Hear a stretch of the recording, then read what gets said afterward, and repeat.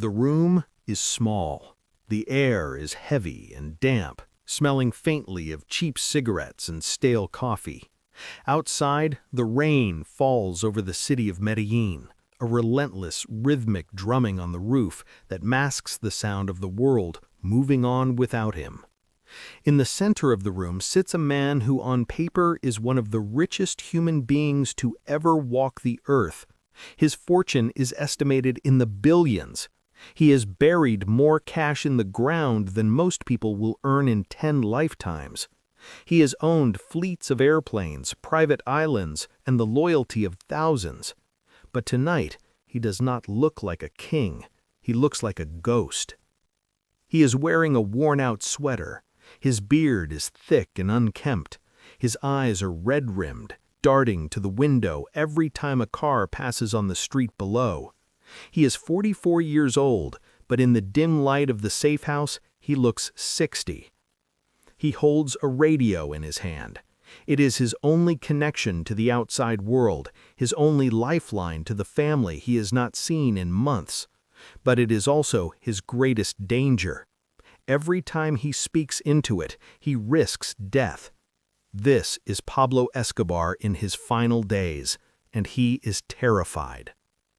To understand how he ended up in this room, trembling at the sound of a passing engine, we have to look past the headlines. We have to look past the staggering numbers and the violence. We have to look at the mind of a man who spent his entire life trying to fill a void that could never be filled. This is a story about the weight of a crown made of paper. It is a story about how a man can conquer the world only to find himself trapped in a prison of his own making. If you're watching right now, comment where and what time you're watching. Somewhere in the world, someone else is listening to this story too, right alongside you. Let's go back. Not to the drugs or the wars, but to the silence of a rural village. Psychologists tell us that the drive for immense power often comes from a place of deep inferiority, a wound from the past. For Pablo, it was the sting of poverty. It was the feeling of being invisible. He grew up watching the elites of Colombia living in a world he was forbidden to enter. He didn't just want to be rich, he wanted to be respected. He wanted to force the world to look at him. And he succeeded, but the price of that attention was higher than he could have ever imagined. By the mid-1980s, the money was coming in so fast that it became a logistical nightmare. The sheer volume of cash was a problem, not a luxury. They say he spent $2,500 a month just on rubber bands to hold the stacks of bills together. Imagine that, rubber bands. He had so much money that he couldn't launder it fast enough. He began burying it in farming fields, hiding it in the walls of houses, storing it in damp basements. Every year, rats would eat an estimated 10% of his fortune. Billions of dollars, gnawed away by rodents or destroyed by water damage. And he didn't care. It was just paper to him. But while the money was rotting in the ground, something else was rotting inside the organization. The foundation of his empire was built on loyalty, but loyalty purchased with money is fragile. As his power grew, so did his isolation. This is the paradox of extreme power. The higher you climb, the fewer people you can trust. The man who throws the biggest parties is often the loneliest man in the room because he has to wonder, do they love me, or do they love what I can give them? He built a paradise for himself, the Hacienda Nápoles. It had a zoo with hippos and giraffes, a bull ring, a private airport. It was a playground designed to prove that he had made it. He invited politicians, actors, and beauty queens. He wanted to be accepted by the establishment, but the establishment never accepted him. To them, he was always just a criminal. And that rejection fueled a rage that would eventually set the whole country on fire. The turning point wasn't a business deal, it was a moment of ego. He ran for Congress. He walked into the halls of political power wearing a suit, believing he had finally arrived. But when the Minister of Justice exposed him publicly, humiliated him, and kicked him out, the mask slipped. The businessman disappeared. The terrorist emerged. From that moment on, he wasn't fighting for money, he was fighting for his pride. And a war fought for pride is a war that never ends. He declared war on the state. He unleashed chaos. But with every act of violence, his world shrank. The friends he had grew fewer. The safe havens disappeared. The adoration of the public began to turn into fear. He realized too late that fear is a poor substitute for respect. You can make people afraid of you, but you cannot make them loyal to you, not when the ship starts to sink. And the ship was sinking. By the early 1990s, the hunt was on. The search block, a special police unit dedicated solely to finding him, was closing in. The United States was involved. Technology was evolving. They had surveillance planes, voice recognition, radio triangulation. The man who once controlled the country was now running from house to house, sleeping on mattresses on the floor, unable to trust his own shadow. Which brings us back to the room, the rain, the radio. He sits there, staring at the static-filled device. He knows the rules. He knows that if he stays on the line for more than 3 minutes, the triangulation technology will pinpoint his location. 3 minutes. That is the length of his leash. He's the richest man in the world, but he cannot buy a 4th minute. He is desperate to hear his family's voice. His wife and children are being held in a hotel under government protection. They are the only people left who love him for who he is, not for what he has. He feels a crushing weight of regret. He dragged them into this. His choices have turned his children into prisoners. His son cannot go to school. His daughter cannot play in the park. They are pariahs, trapped in a golden cage that he built. The silence in the safe house is deafening. He is surrounded by millions of dollars in cash, but he cannot go outside to buy a loaf of bread. He looks at the radio. He looks at his watch. He knows he shouldn't make the call. He knows it's a risk, but the silence is too much to bear. The isolation is breaking him. He picks up the radio. He presses the button. Hello? He hears his son's voice, and for a moment, the king of cocaine is just a father who misses his boy. But outside, in a van prowling the wet streets of Medellín, a needle on a screen jumps. A technician adjusts a dial. The signal is strong. The clock starts ticking. 1 minute, 2 minutes. He keeps talking. He's asking about the hotel. He's asking about their day. He's trying to parent from the shadows. He doesn't hear the trucks pulling up down the street. He doesn't hear the boots hitting the pavement. He's lost in the conversation, lost in the illusion that he is still in control. But control is a memory, and the consequences are about to kick in the door. The call is connected. The signal travels through the air, invisible and silent, bouncing off the mountains that surround the Abura Valley. Inside the surveillance van parked blocks away, the tension is electric. For months, these men have been chasing a ghost. They have raided hundreds of houses, kicking down doors only to find warm coffee cups and empty beds.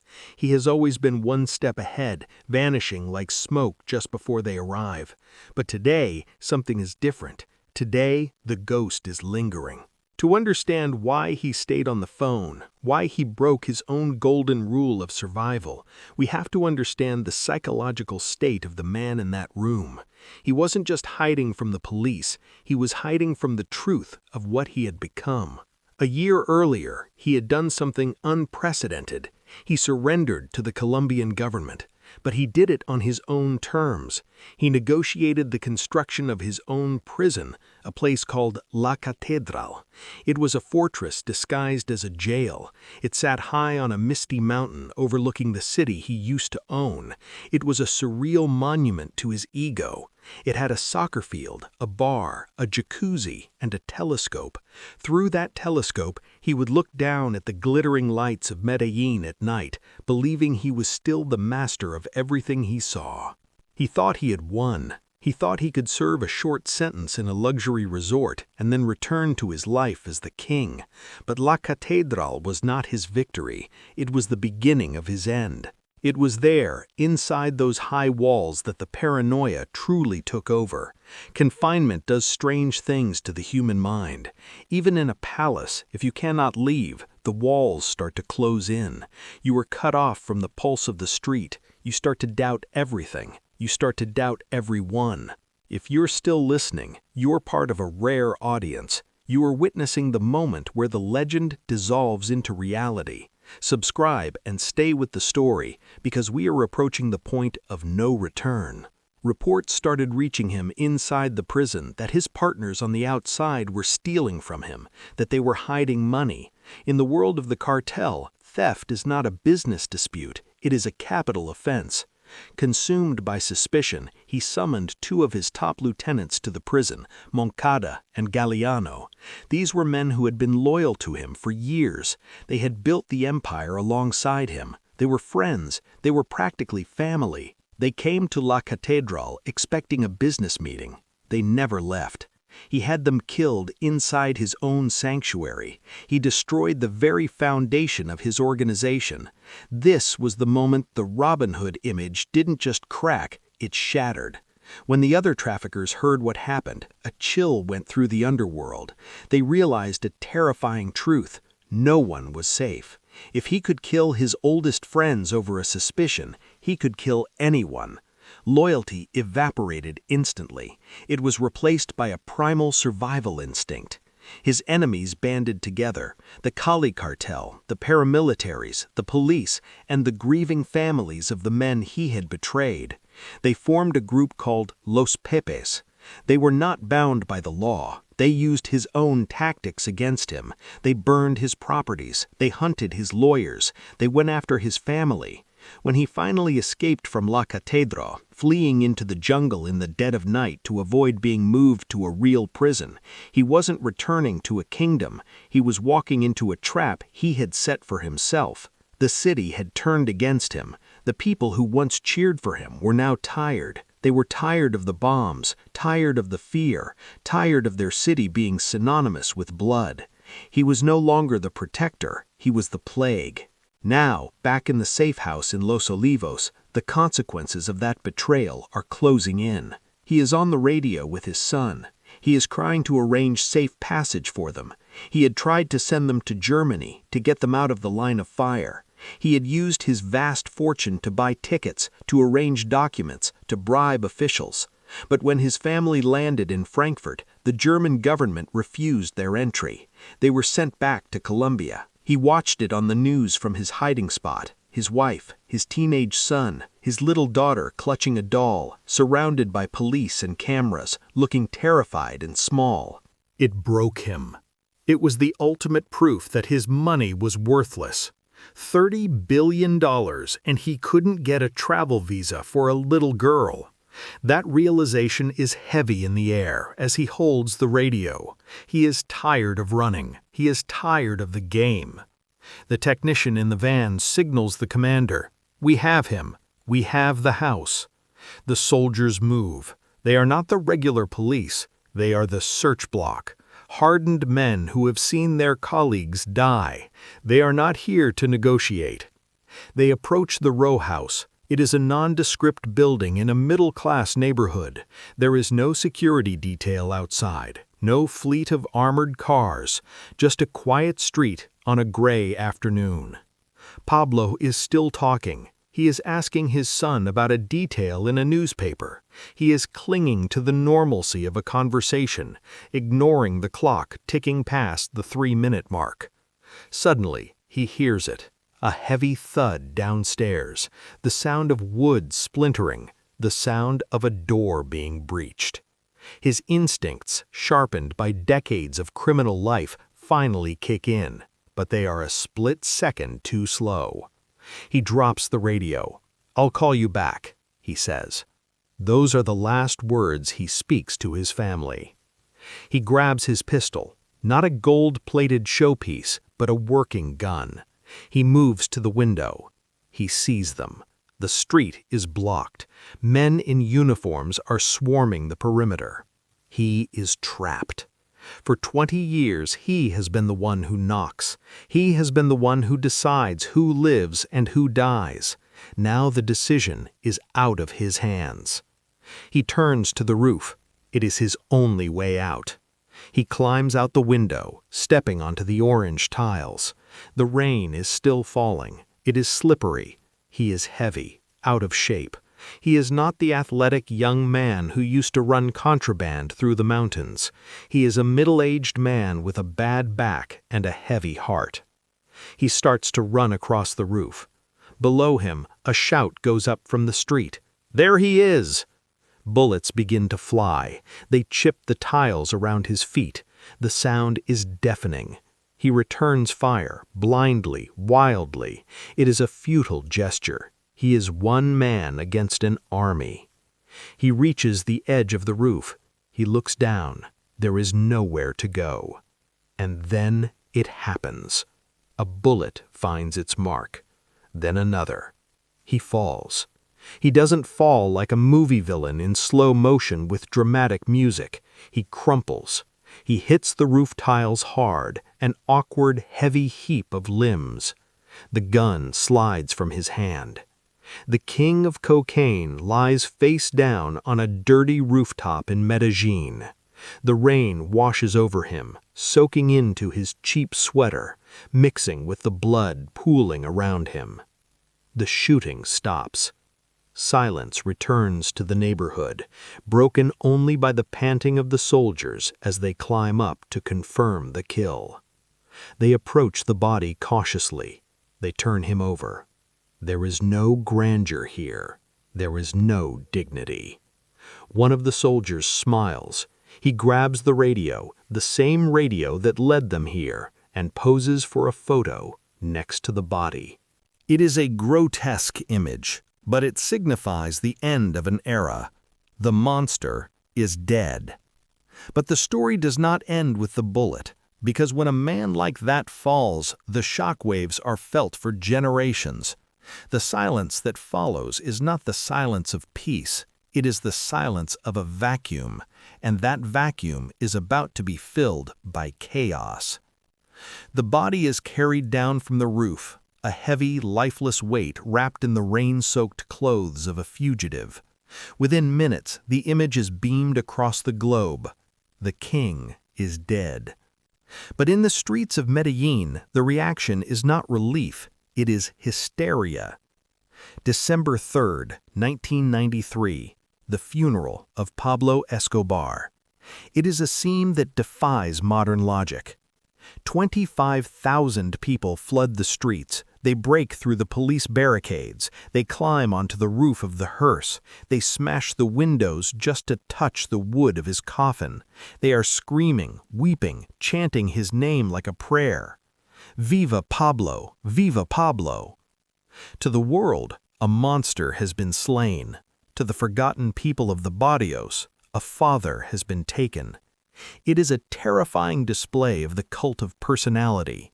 Even in death, he commands a devotion that borders on madness. But while the mob screams in the streets, a very different scene is playing out in the silence of a hotel room. His family, his wife Victoria, his teenage son Juan Pablo, and his little daughter Manuela are watching the funeral on television. They cannot go outside. If they step onto the street, they will be killed. The death of Pablo did not end the danger, it removed the shield. The monster is gone, but the wolves are still hungry. And the wolves are waiting. The enemies of Pablo Escobar, the Cali cartel, the paramilitaries, the rogue police officers, feel that they are owed something. They have spent millions of dollars hunting him. They have lost men, property, and pride.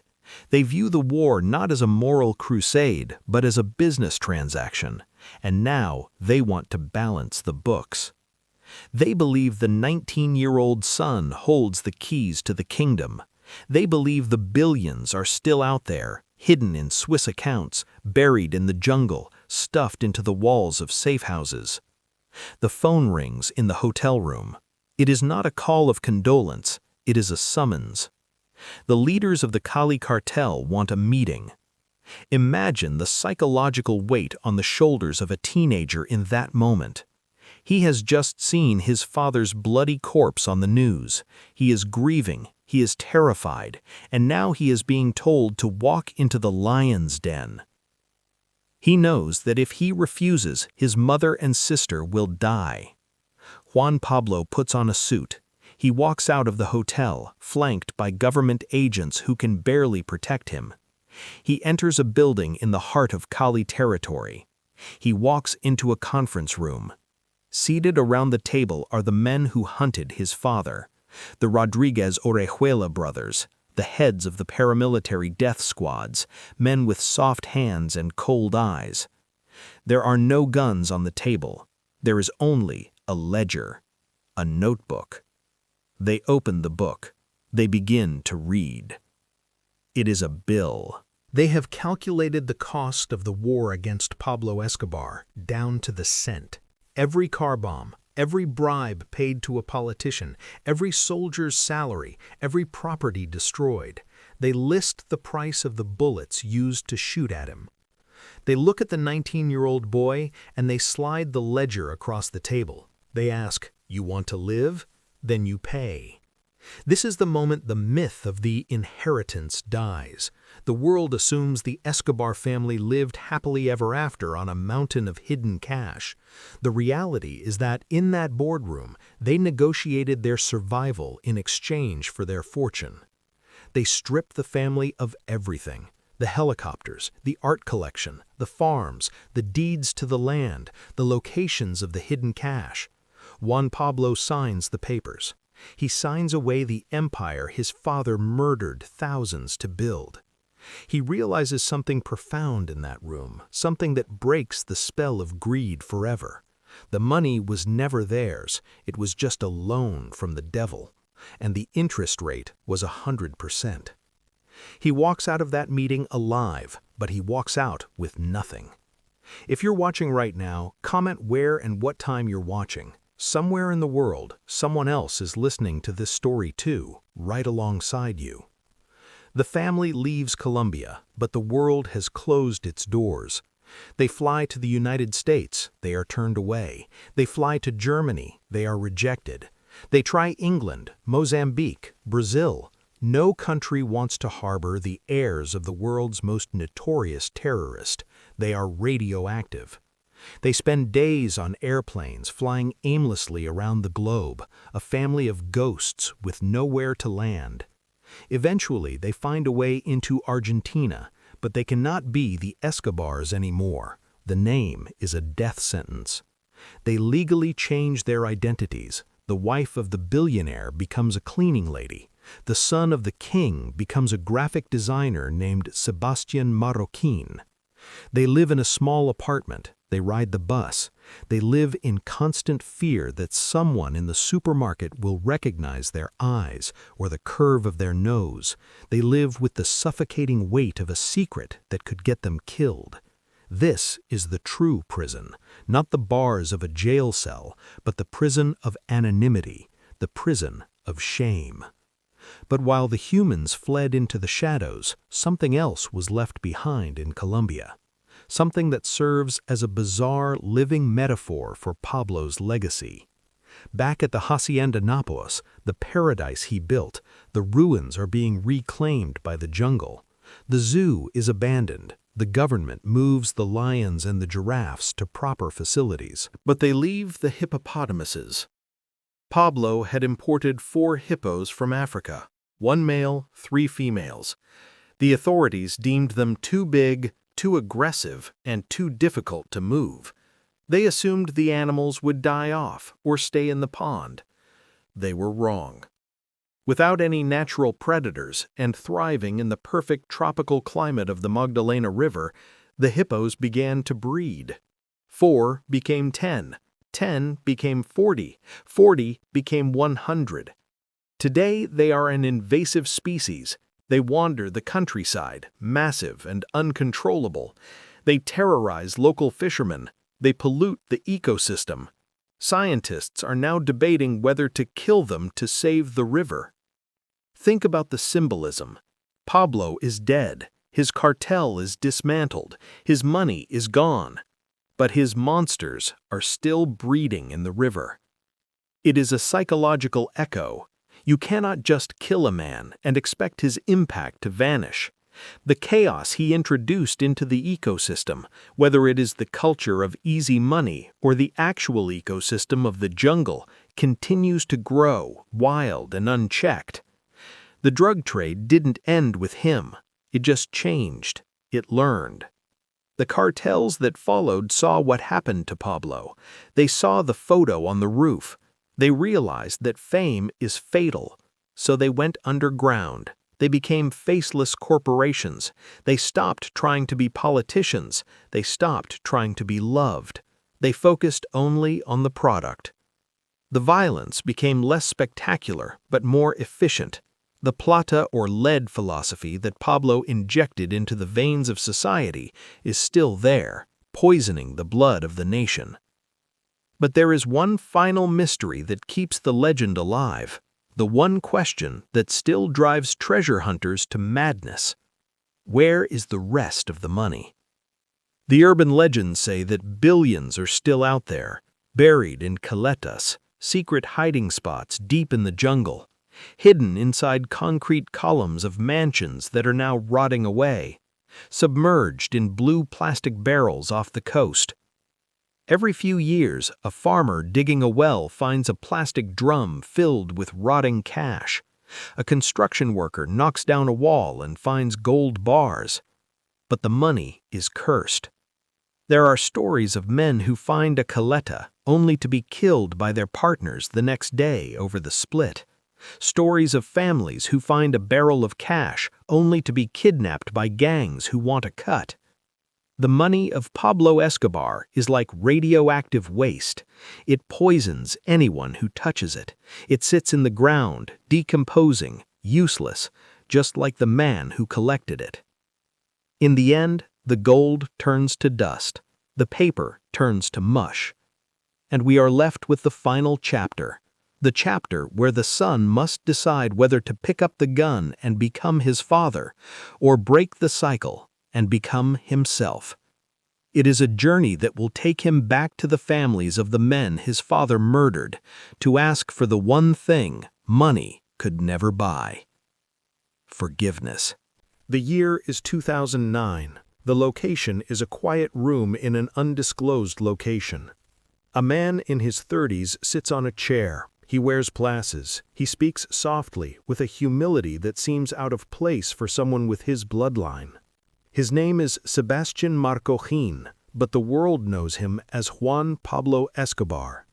Across from him sit two other men. They are the sons of Rodrigo Lara Bonilla and Luis Carlos Galan, the politicians whose assassinations set Colombia on fire. This is not a scene from a gangster movie. There is no money on the table. There are no threats. This is a scene of supreme moral courage. Juan Pablo is doing what his father never could. He is facing the consequences. He looks the men in the eye and he asks for forgiveness. He does not ask for forgiveness for himself. He was just a child when the bombs went off. He asks for forgiveness on behalf of a ghost. He asks for forgiveness for the man who cannot ask for it himself. The tension in the room is suffocating. These families have every right to hate him. They have every right to see the face of the monster in the face of the son.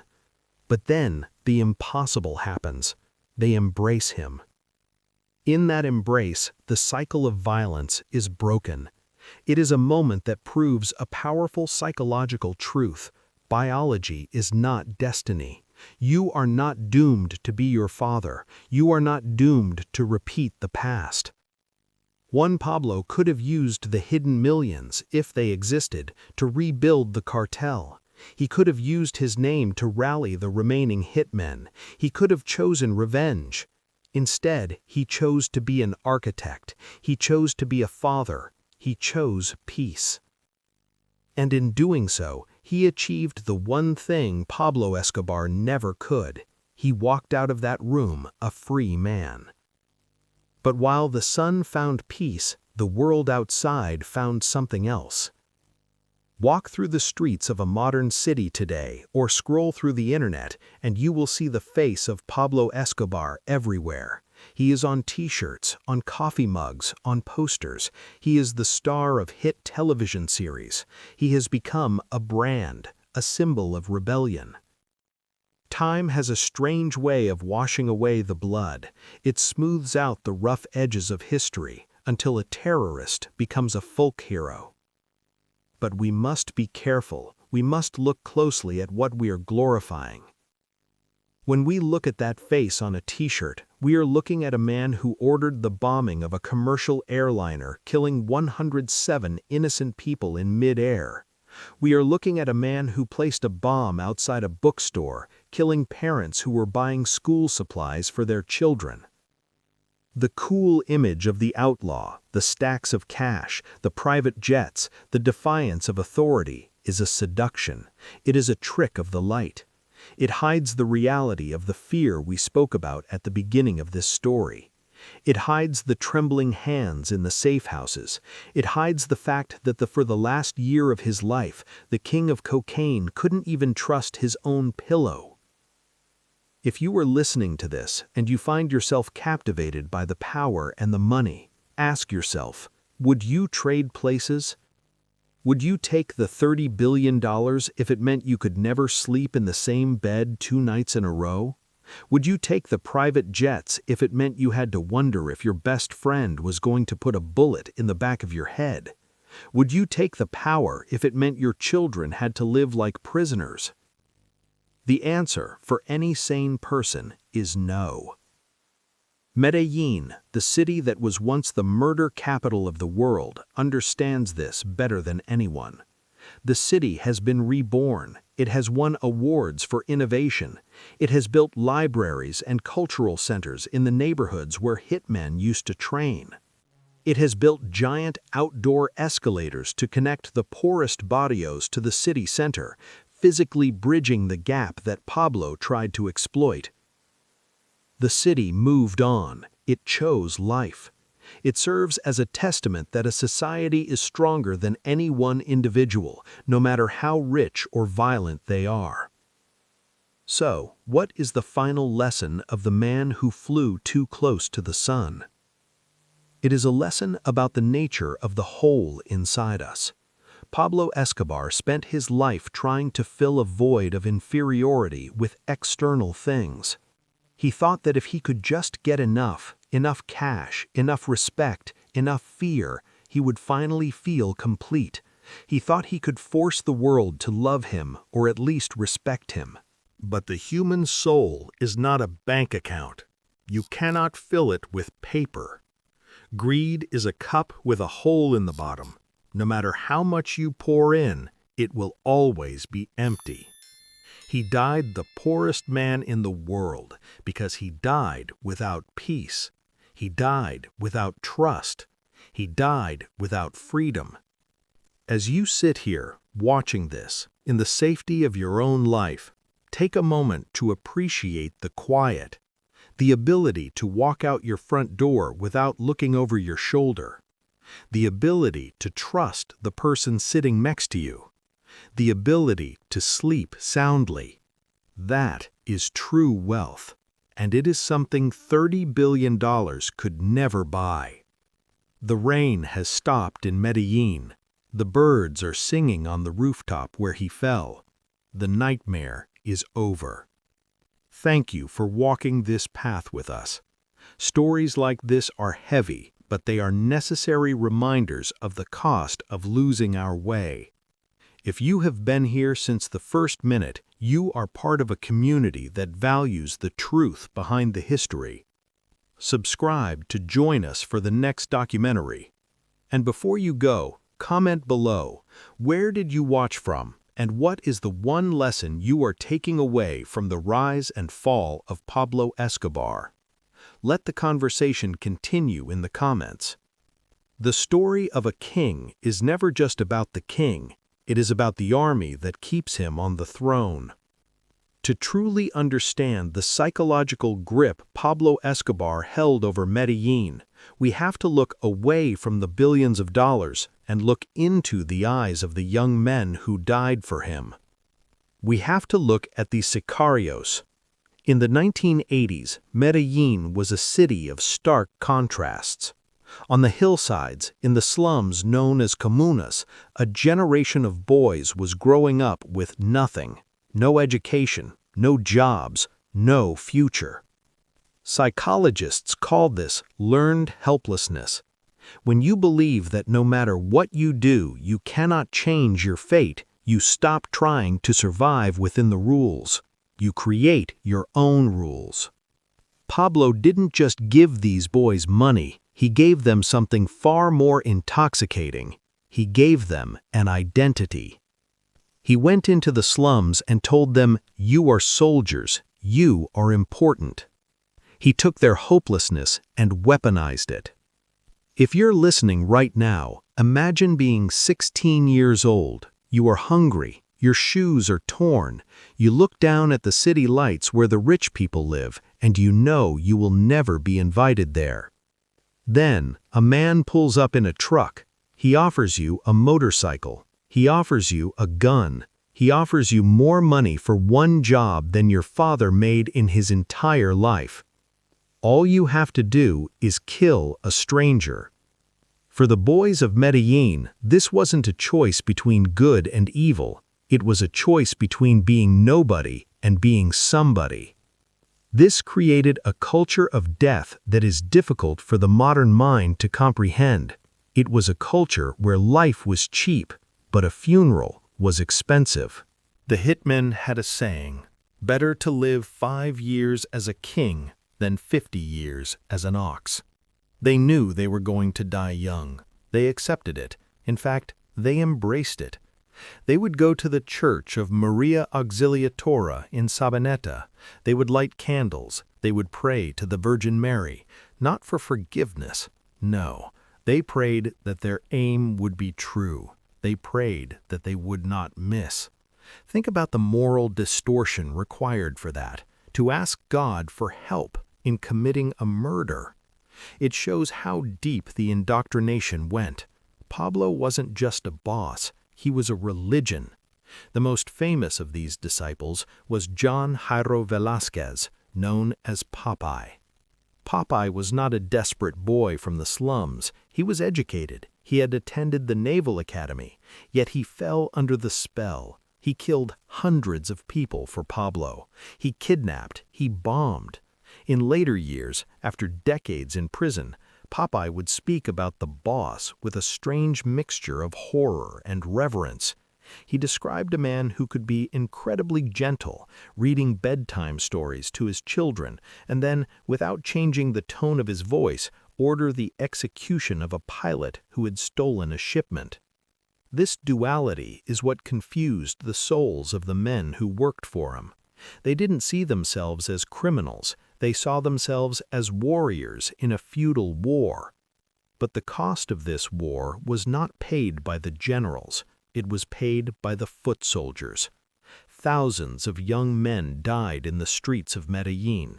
They died on motorcycles. They died in drive-by shootings. They died in police raids. And what did their loyalty buy them? Nothing.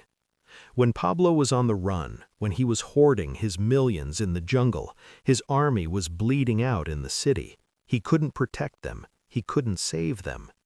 The disposable army lived up to its name.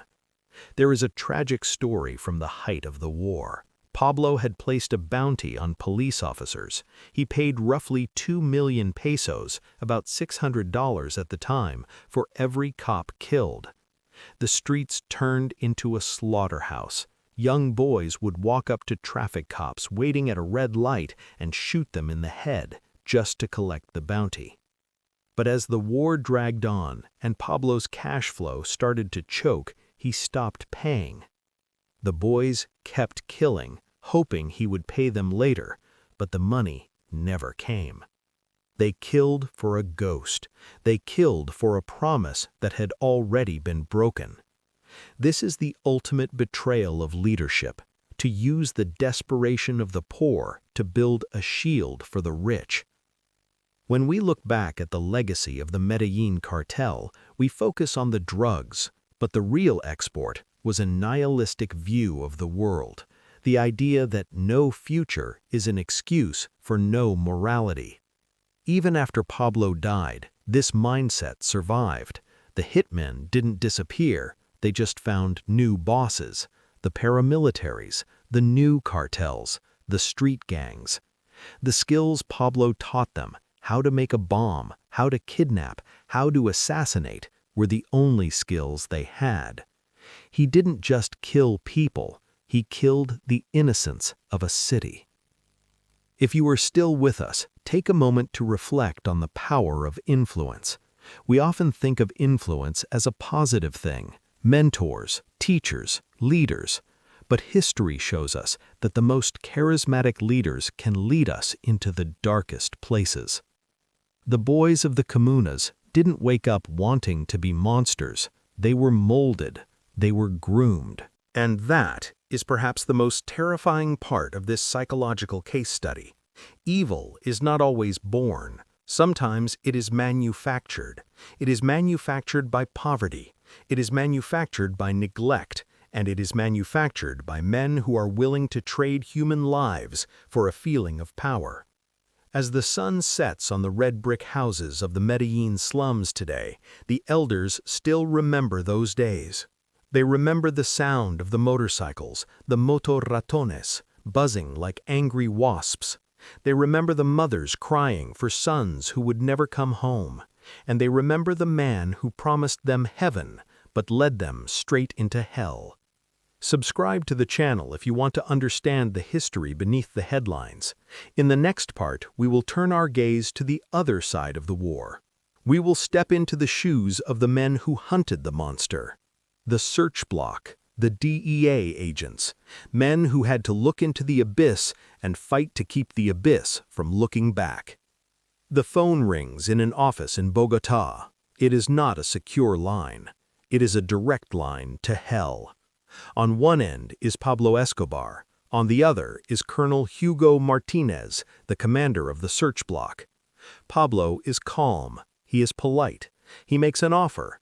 He tells the colonel that he will pay him $6 million cash right now to stop the hunt. He will send the money to any account in the world. $6 million. It is more money than the colonel will earn in 100 lifetimes. The colonel refuses. He hangs up. The phone rings again. This time, Pablo is not polite. He is specific. He lists the names of the colonel's family members. He tells him the route his son takes to school. He describes the color of his wife's dress. "I will kill them all," Pablo says. "I will kill your father, your mother, your wife, and your children. I will kill them in order of their age." He hangs up. Imagine the psychological state of a man who receives that call.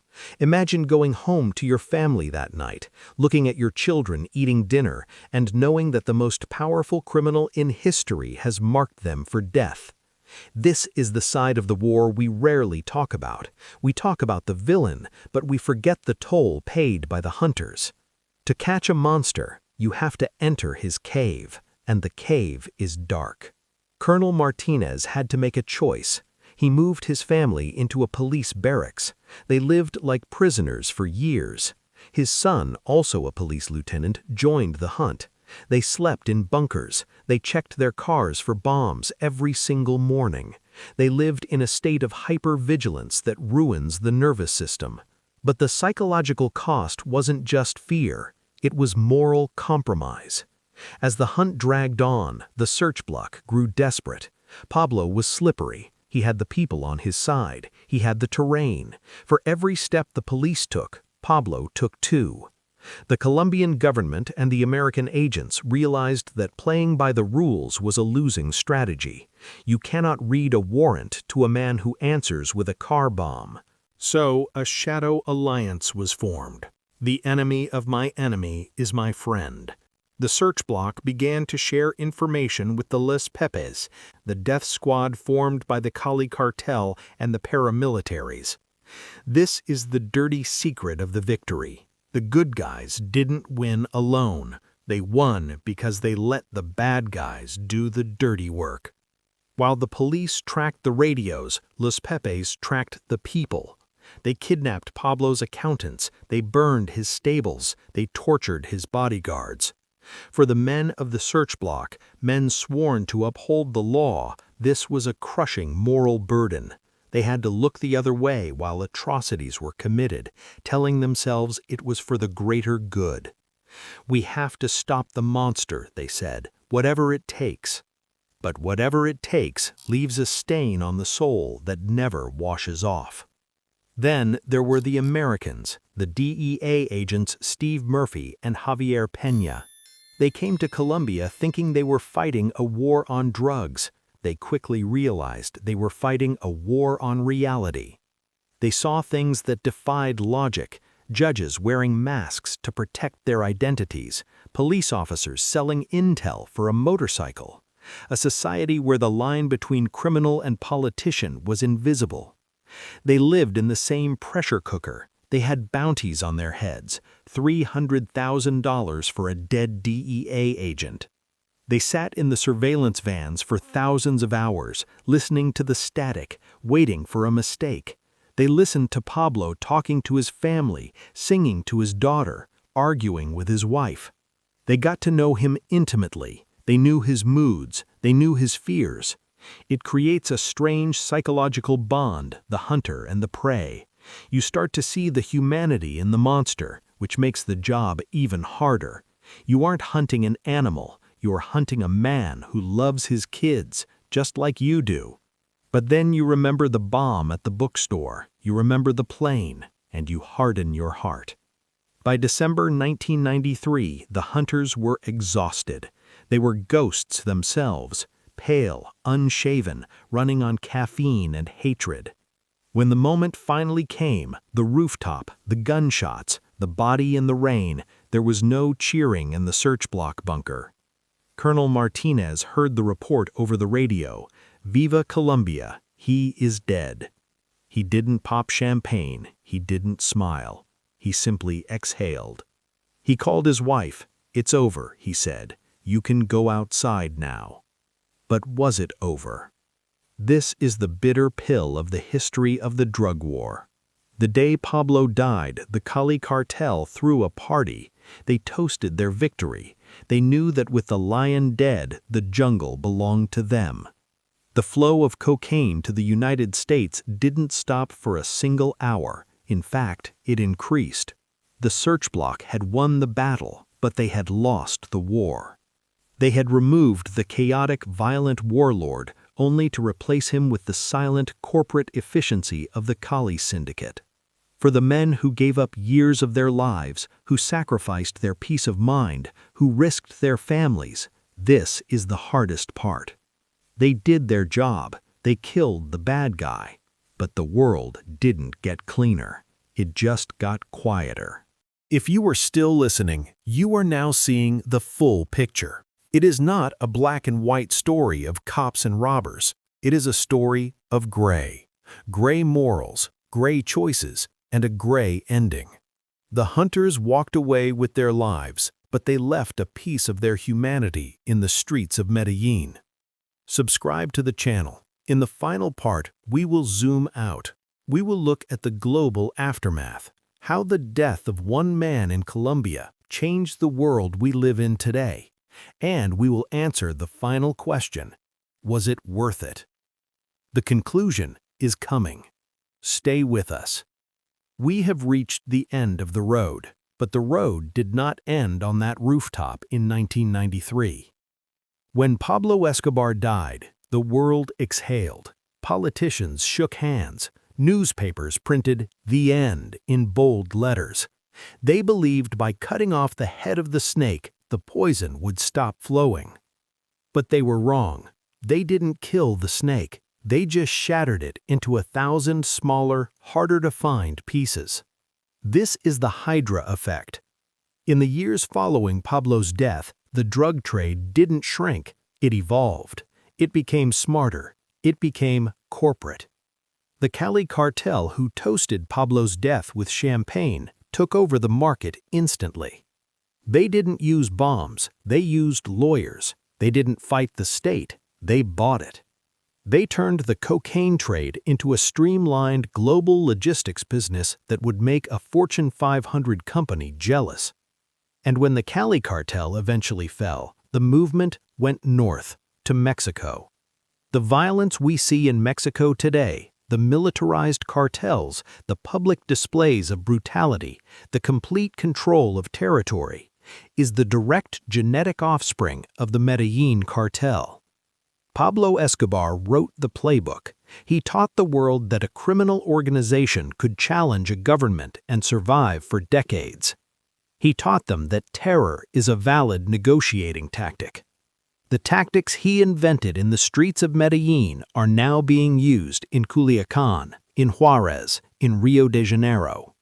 The man is dead, but the method is alive. And then there's the cultural legacy.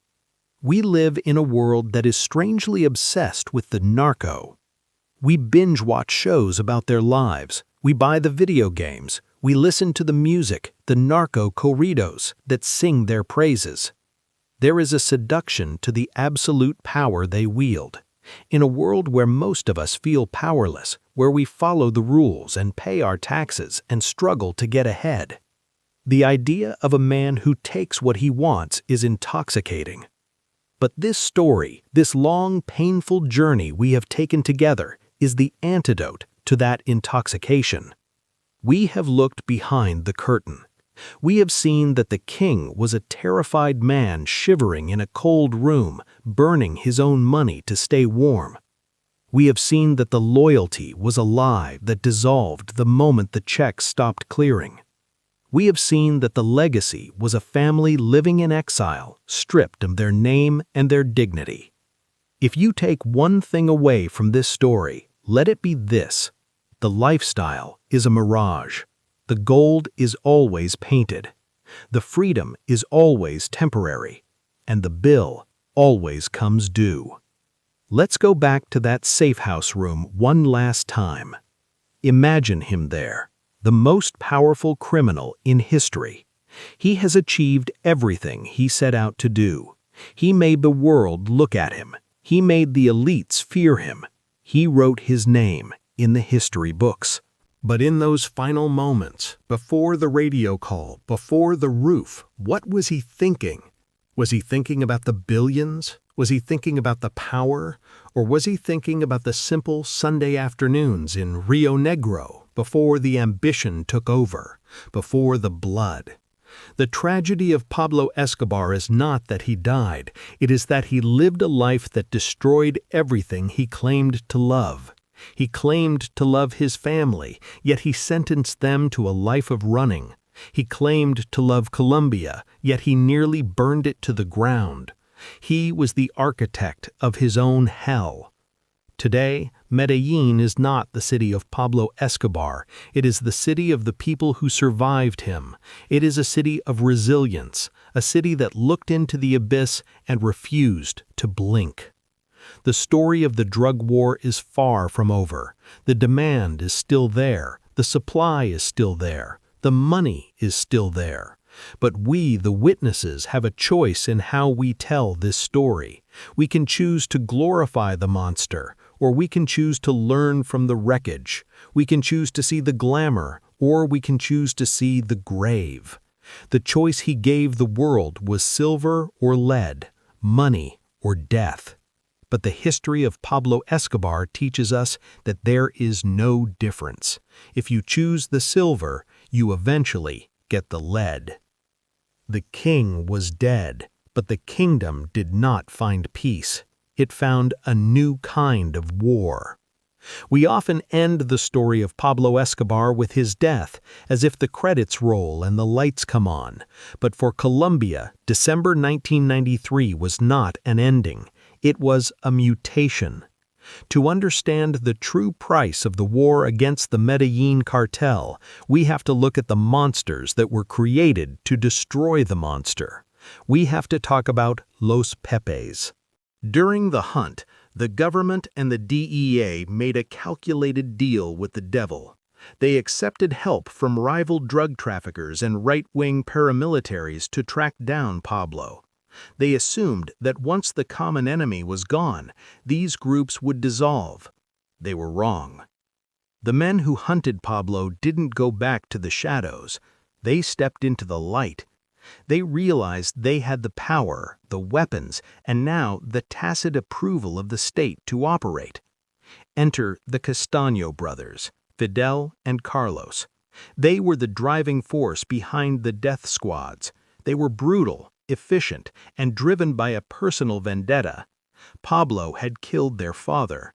But after Pablo died, the Castaños didn't stop killing. They took the infrastructure they had built, the intelligence networks, the hit squads, the alliances with the military, and they transformed it into something even more terrifying, the United Self-Defense Forces of Colombia, the AUC. This is the hidden chapter of the Escobar legacy. He didn't just radicalize the poor in the cities, his violence radicalized the landowners in the country. The war shifted. It moved from the urban streets of Medellín to the jungles and the farmlands. The paramilitaries argued that they were doing what the state could not, protecting the country from communist guerrillas and drug lords. But in reality, they became the new drug lords. They took over the routes Pablo had established. They took over the laboratories. But they added a layer of political ideology that made the violence even more cruel. Under Pablo, you were killed because you were in the way of business. Under the paramilitaries, you were killed because you were suspected of thinking the wrong way. Massacres became commonplace. Entire villages were wiped out. This is the psychological Hydra effect. Pablo Escobar taught the country that the law was negotiable. He taught them that terror is a valid negotiating tactic. The Castaño brothers learned that lesson well, and they escalated it. So while the world celebrated the death of the narco-terrorist, the people of the Colombian countryside were entering a decade of darkness that would claim hundreds of thousands of lives, far more than the Medellín Cartel ever did. And what of the city? What of Medellín? The removal of Pablo created a power vacuum in the underworld. The sicarios, the young hitmen, were suddenly unemployed. Their patron was gone. The money stopped flowing. But a hitman does not simply become a baker or mechanic. Violence is a skill set, and in a broken economy, it is a marketable one. The city fractured. The single unified cartel shattered into hundreds of small street gangs known as combos. They fought over street corners. They fought over extortion rackets. They fought over invisible borders. An invisible border is a terrifying psychological concept. It is a line on a street, invisible to the eye, but deadly if crossed. If you lived on one side of the street, you could not cross to the other side to buy milk or to go to school. If you crossed, you were killed. Neighborhoods became prisons. The fear that Pablo had instilled on a national level was now micro-targeted to the block level. It would take 20 years for the city to find its way out of this maze. It required a complete transformation of the human spirit. It required the mothers of the victims to stand up and say, "No more." There is a famous story from the mid-90s. In a neighborhood paralyzed by gang warfare, a group of women went into the street holding white handkerchiefs. They stood between the gunmen. They refused to move. They were not fighting with bullets. They were fighting with shame. They forced the boys they had known since they were babies, to lower their weapons. This was the beginning of the real change, not the death of a king, but the courage of the community. But while Colombia was healing, the product itself was changing. The cocaine trade didn't die with Pablo. It became invisible. The new generation of traffickers, the invisibles, learned that the greatest asset a criminal can have is anonymity. They stopped buying zoos. They stopped running for Congress. They stopped wearing gold chains. They started looking like dentists, accountants, and architects. They lived in modest apartments. They drove Toyotas, not Ferraris. They realized Pablo's mistake, his ego. He wanted the credit. The new generation just wanted the cash. This shift made the war on drugs infinitely harder. How do you fight an enemy you cannot see? How do you fight a network that has no head? The legacy of Pablo Escobar is not just the violence he committed. It is the evolution he forced. He was the prototype. The new models are faster, quieter, and deadlier. As we close this chapter on the aftermath, we are left with a haunting realization. The market created the monster. Pablo Escobar did not force anyone to buy his product. He filled a demand that came from the nightclubs of Miami, the boardrooms of Wall Street, and the parties of Europe. He was a mirror. When the world looked at him with horror, they were actually looking at the dark reflection of their own vices. He was the supply to the world's insatiable demand for escape. And as long as that demand exists, there will always be another Pablo. Maybe not with the mustache, maybe not with the zoo, but with the same ruthlessness and the same hunger. The king is dead. Long live the king. You have just finished this journey into the heart of darkness. If you are still listening, you are the reason we make these documentaries. You didn't come here for the cheap thrills. You came for the truth. If this story made you think, if it made you feel the weight of history, please subscribe to the channel. And finally, I want to hear from you.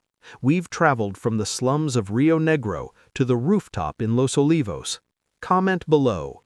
What is the one moment from this entire story that will stick with you the most? Is it the burning money, the betrayal in the prison, or the image of the son asking for forgiveness? Leave your comment. Share your location. Let's document our own history right here in the comment section. Thank you for watching, and until next time, stay curious and stay safe.